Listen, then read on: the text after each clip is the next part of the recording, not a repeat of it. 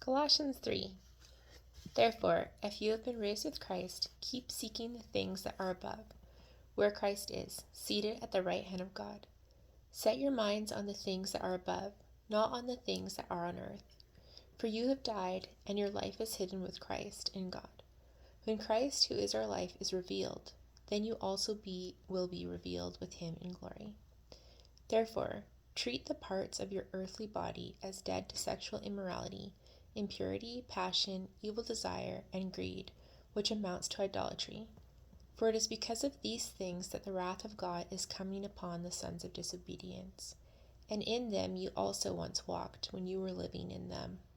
But now you also rid yourselves of all of them: anger, wrath, malice, slander, and obscene speech from your mouth. Do not lie to one another, since you stripped off the old self with its evil practices, and have put on the new self, which is being renewed to a true knowledge, according to the image of the one who created it.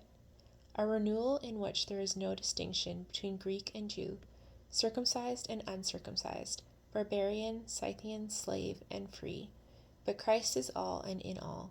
So as those who have been chosen of God, holy and beloved, put on a heart of compassion, kindness, humility, gentleness, and patience, bearing with one another and forgiving each other. Whoever has a complaint against anyone, just as the Lord forgave you, so must you do also. In addition to all these things, put on love, which is the perfect bond of unity. Let the peace of Christ, to which you were indeed called in one body, rule in your hearts, and be thankful. Let the word of Christ richly dwell within you, with all wisdom, teaching and admonishing one another with psalms, hymns, and spiritual songs, singing with thankfulness in your hearts to God. Whatever you do in word or deed, do everything in the name of the Lord Jesus, giving thanks through him to God the Father. Wives, be subject to your husbands, as is fitting to the Lord.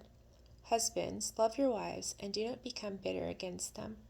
Children, obey your parents in everything, for this is pleasing to the Lord. Fathers, do not antagonize your children, so that they will not become discouraged. Slaves, obey those who are your human masters in everything, not with eye service as people pleasers, but with sincerity of heart, fearing the Lord. Whatever you do, do your work heartily, as for the Lord and not for people, knowing that it is from the Lord that you will receive the reward of the inheritance. It is the Lord Christ whom you serve. For the one who does wrong will receive the consequences of the wrong which he has done, and that without partiality.